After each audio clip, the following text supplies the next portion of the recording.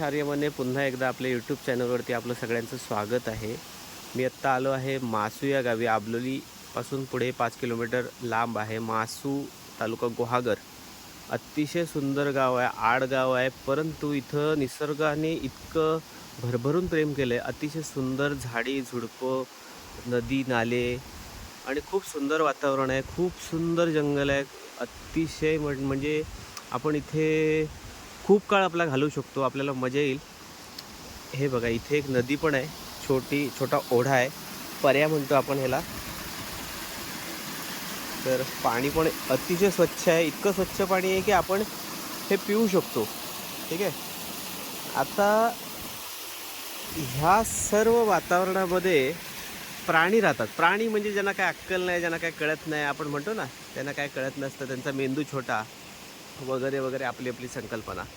पण जोपर्यंत प्राणी इथं राहत होते तोपर्यंत हे निसर्ग, हे वातावरण अतिशय सुंदर आणि सगळं काही छान सुंदर मस्त दिसतंय. आता एक तुम्हाला मी गंमत दाखवतो की इथे थोडंसं माणसानं शिरकाव केला आहे. जो आपण सगळ्यात बुद्धिमान प्राणी म्हणतो, तर तो माणूस.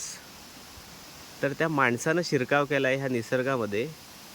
आपण शहरांची अवस्था बघितलेलीच आहे. आता मी तुम्हाला ह्या इतक्या आडगावामध्ये जंगलामध्ये काय अवस्था झाली. माणूस फक्त येऊन गेला आहे, त्यानं आपलं जे कर्म आहे, किंवा आपण म्हणतो ना, माणूस की कुठेही त्याला न्या, तो आपली घाण करायची ती करणारच आहे.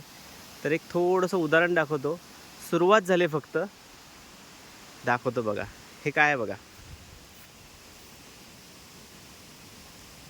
ही आहे प्लास्टिक बॉटल. प्लास्टिकची बॉटल इथं फक्त माणूस टाकू शकतो. जोपर्यंत प्राणी पक्षी आणि इथे सगळे राहत होते ना, तोपर्यंत इथं काहीच अडचण नव्हती. आपण माणसं यायला लागलो आणि माणसाने ही त्याची घाण करायची सवय ही या निसर्गामध्ये सुद्धा केलेली आहे. प्राण्याला प्लास्टिक लागत नाही किंवा काय नाही, तो जंगलामध्ये राहतो, जंगलामध्ये जे मिळेल ते खातो, त्याचं जे सायकल असतं ते त्या हिशोबाने सगळं सुंदर असतं.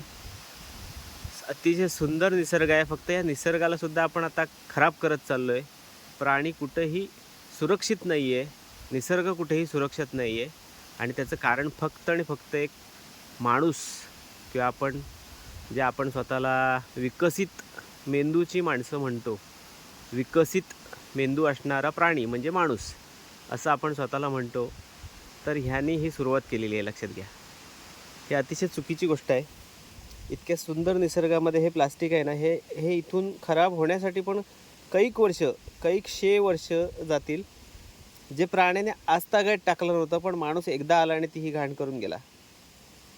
थँक्यू.